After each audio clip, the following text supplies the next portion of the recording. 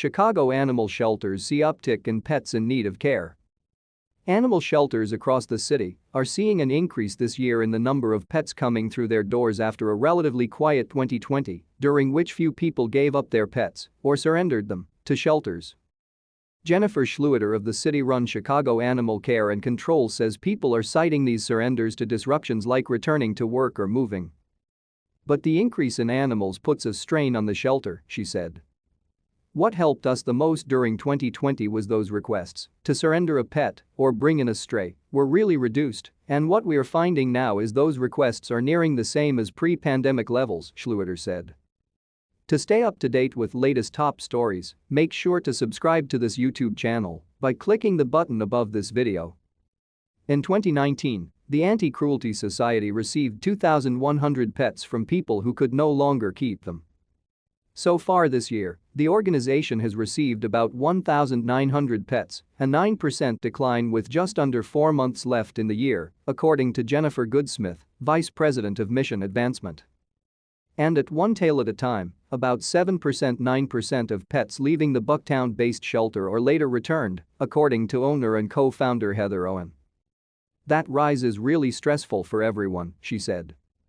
To help manage its animal population, CACC is requiring people to make appointments to surrender their pets and asking them to hang on to the animals for as long as possible so the city can ensure it has space available for pets that need immediate help. They also provide resources for pet owners, from advice and referrals for medical and behavioral treatment to assistance with landlords, Schlueter said. People weren't moving during the pandemic, now they are. People are going back to work, and they have less time, but there are more nuanced things as well, she said, like a person's health or changing financial situation. Sometimes, people don't have much of a choice, and I know it's really a hard decision for an owner to surrender a pet. Other shelters are offering help with food and medical expenses. Each month, Paws Chicago distributes 2,000 pounds of food through its pet food pantry, according to founder Paula Facias. In the past 18 months, the Anti-Cruelty Society says it has provided 675,000 pet meals. The Anti-Cruelty Society, CACC and PAWS are all participating in the national Clear the Shelters program, which offers would-be pet owners the chance to name their price for adoption services. For some animal adoptions, fees are waived entirely during the program, which runs through September 19. Those adoption fees vary. Among the shelters we spoke with, cat and kitten adoptions cost between $50 to $250, while bringing home a puppy costs between $65 to $450. But bringing home a pet benefits everyone, including the animal, Schlueter says. As long as you have a little time to dedicate to care for an animal in a home is in a much better place than sitting in a shelter, Schlueter said. Pets are a huge source of stress relief and can enhance someone's life even more now than during the pandemic. And just because people in 2021 are venturing out of the house more and returning to work doesn't mean they can't have pets, said Owen of One Tail at a Time.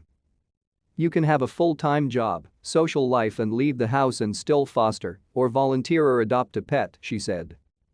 Going back to normal should not stop people from thinking they can engage in this. Not sure you can commit to a pet? Try fostering first, says Facias of PAWS. The Foster First program is a great way to get to know the dog or cat and see how they fit into the home while receiving support, she said. Every time a foster family takes an animal home, they open space for PAWS to save another life. Shelters saw a boost in fostering in 2020, and while many people continue to foster animals, more are needed, especially for animals with special needs or illnesses. As shelters cope with larger populations in 2021, they are also bracing for the end of the eviction moratorium. This is uncharted territory for us and our partners, said Schlueter. We're anticipating what could be problematic is the moratorium on evictions lifting. That will likely impact the number of animals coming in.